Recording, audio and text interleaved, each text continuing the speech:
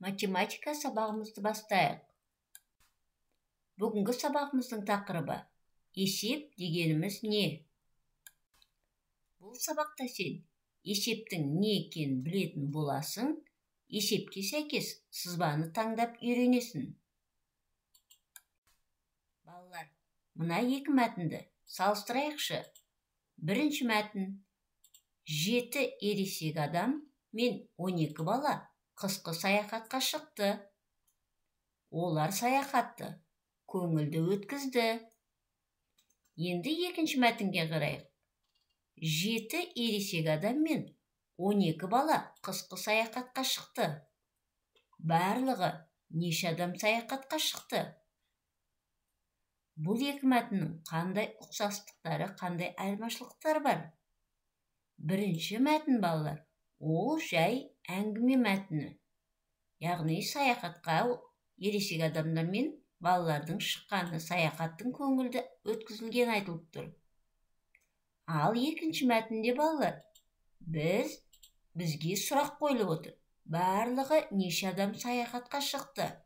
Бұл сұраққа жауап беру үшін біз математикалық амалды орындауымыз керек. Яғни бұл, балалар, мәтіндік есеп болып отыр. Бүгін есеп ұғымымен танысамыз. Есептің шарты, сұрағы, шешуі, жауабы болады. Есептің екі бөлігі болатын есіңе сақта.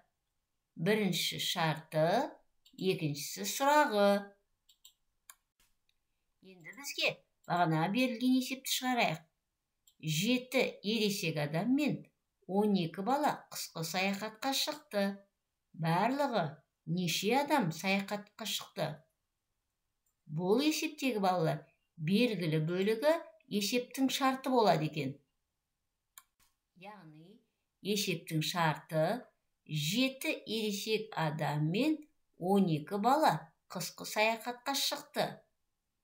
Ал енді екінші бөлігі сұрағы: барлығы неше адам саяхатқа шықты? Барлығы деген бүтін ол.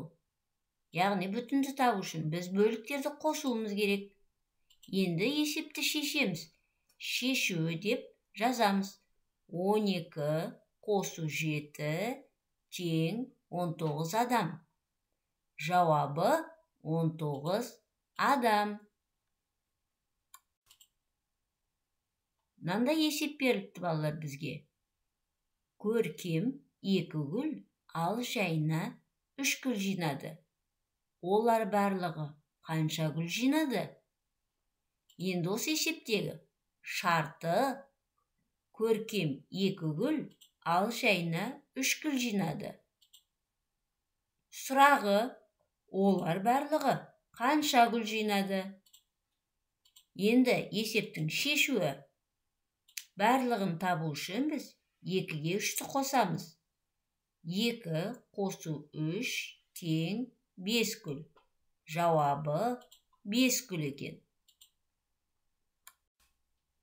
Жарайсыңдар, балалар. Енді оқулықтың 59 бетіндегі тапсырмаларды орындайық. Ал жұмыс дәптеріміздің 55-56 беттеріндегі тапсырмаларды өз бетіңше орында. Іске сәт, балалар.